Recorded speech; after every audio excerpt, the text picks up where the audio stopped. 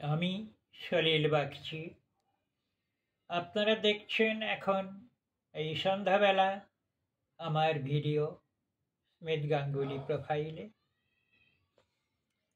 এখন আমি নিয়ে এসেছি আপনাদের শোনাবো বলে আমার লেখা একখানি কবিতা।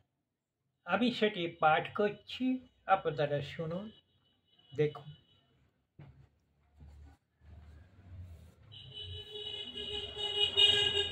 কবিতার নাম স্বর্গ নরক। কোথায় স্বর্গ, কোথায় মর্ত, কোথা আছে দেবস্থান? মানব হৃদয়ে রয়েছেন তিনি, জানি ঈশ্বর ভগবান। একই জীবনে স্বর্গ নরক হয়ে আছে একাকার। দুঃখ দৈন্য সুখের শান্তি নাই কোথাও পরপার।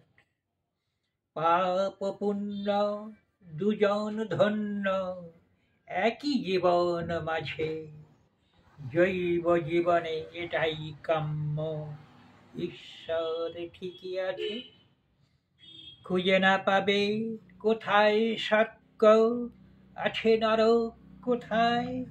জীবনের শেষে হবে পণ্ডশ্রম, সন্ধান হবে শুধু বৃথায়।